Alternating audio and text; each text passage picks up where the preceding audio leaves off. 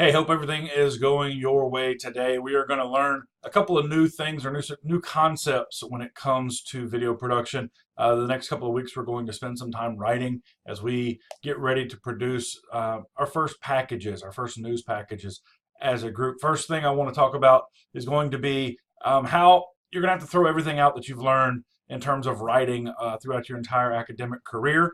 Then we're going to talk about how to break down a news video, a news package, or a news story so that we can rewrite it in order to make it our own, as well as report it fairly and accurately. So, first things first, when it comes to writing for video, it's a very important concept that you have to understand.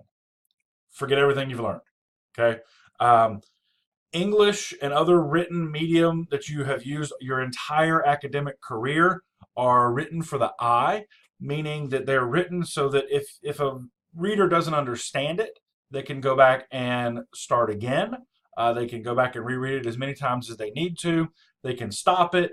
They can go do research, all of those things. When you're writing for video, you're writing for the ear. It's the same as radio. You have one opportunity to give your viewer or your listener the chance to understand what you're trying to communicate. Yes, there is TiVo and there are ways in DVR and there are ways that you can stop and back it up. But let's be honest, you don't really want to do that. Also, it doesn't really help you as a communicator if your viewers or your listeners aren't getting what they need the first time through. So it's not that it's wrong. It's not that writing for the eye is wrong. It's not that your English teachers have led you astray. It's just not right for this. So let's dive in to why writing for video is different.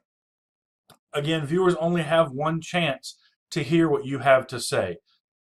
Period. They, don't expect them to want to stop, hang on every word you say well enough to where they want to back up and just dwell in the greatness that is what you have spoken. What you've been taught versus what I'm about to teach you in English class, complex sentences. Commas are great. They ask you to superbly describe everything immensely. They ask for these big adjectives and adverbs and just crazy words. And they also like a passive voice for the most part. Whereas in video production, I want simple sentences. Commas are the devil. Commas require your viewer to have to go back in time and remember what you said before the comma and then put it at the end of what you're saying now. Not something you want them to do. In terms of describing, just get to the point. All right. When it comes to video production, your viewers want you to get to the point, and active voice is the best way to do all three of those things above. So here are a couple of examples, or here's one example of an English class versus a video production class. I'm going to read the English sentence first. On Tuesday, the pair of elusive suspects were dramatically arrested after 2 weeks on the run from determined authorities after robbing the Quick Trip, which was their 15th major robbery in the last 3 years. That's a mouthful, okay? If you're writing for an English class or you're writing for a specific class, a lot of times you're given the task of writing for a quantity as opposed to a quality.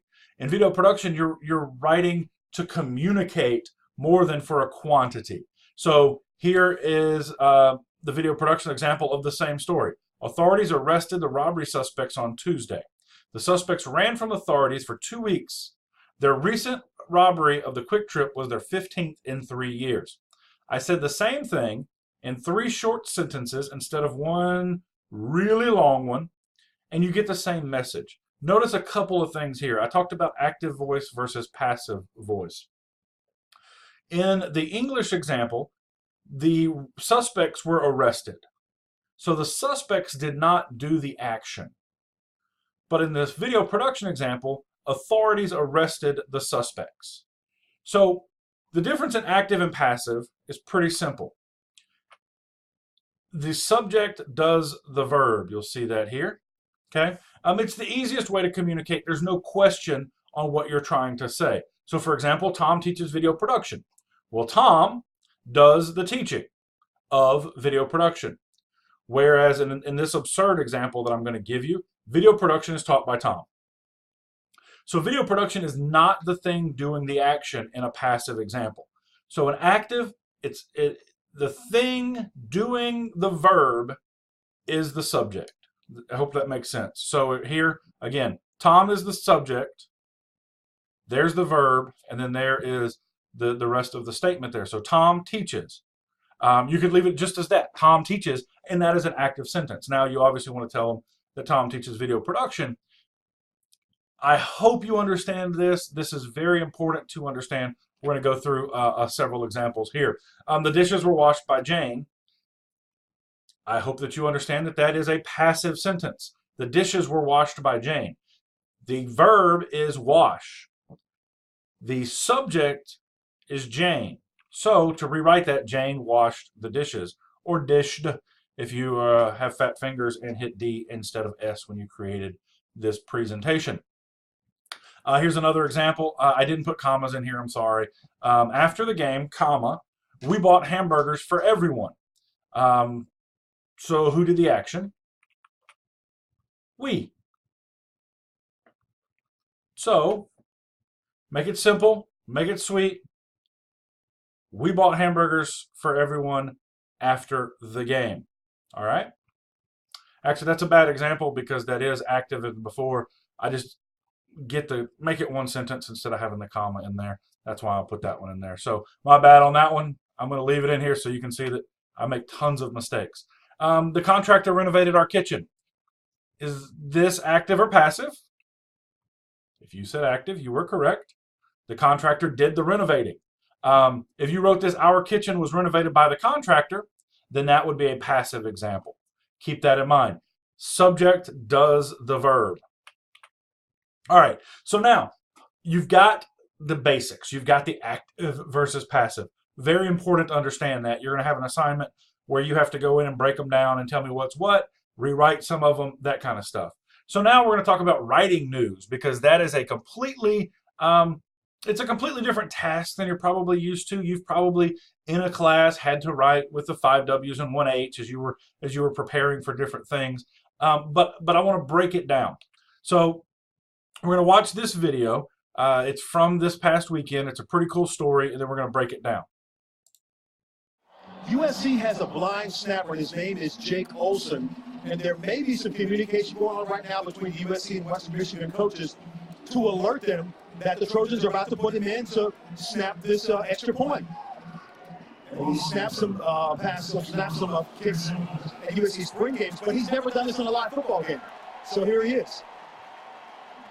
So Jake Olson, how about this for an inspirational moment? He is out there snapping.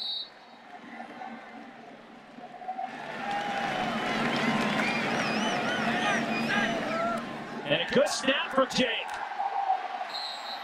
Listen to the crowd. Look at the USC sideline. What a moment. Look at the excitement right there from Jake Olson. Okay, so story about Jake Olson, the blind long snapper from University of Southern California. I highly suggest you go do some research into that.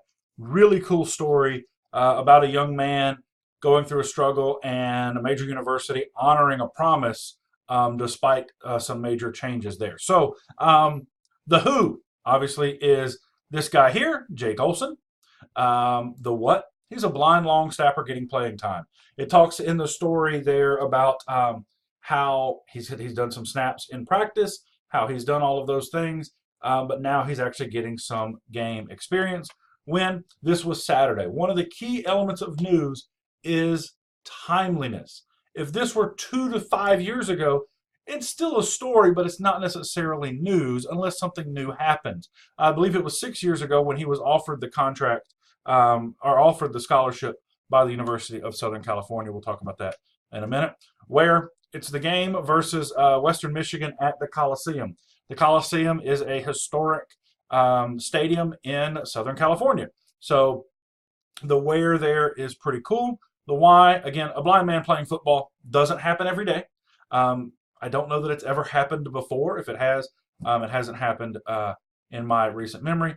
And the how here, USC offered him a scholarship as a kid. It honored it, I believe it was 6 years later. Doing some further research, you would have that information. So this is a great example of how you can take that and break it down. Now, to rewrite this, you would basically weave those pieces of the story together. So Jake Olson,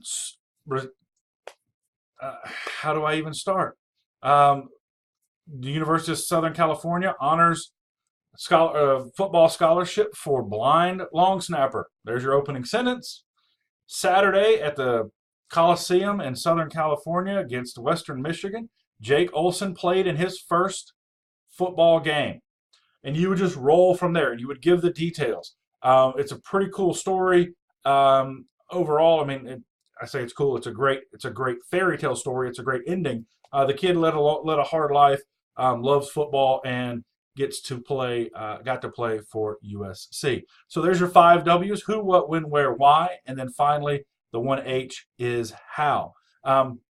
If you can take a video package or a news article or something you read online, create a chart: who, what, when, where, why, and how, you have the foundation for a good news story. Now, what you don't want to do is flower it up with a lot of big descriptive words or any of that stuff. You want to keep it short and simple. You want to make sure that you are taking care of your viewer by giving them exactly what they want, when they want it, and how they want it, as opposed to making them go in and stop the video or go back and watch it multiple times. There are very few things as frustrating as wanting something and not being able to give it. If you're going to get viewers, maintain viewers, keep viewers, you need to make sure that you're doing those simple things. So you write an active voice, short, simple sentences.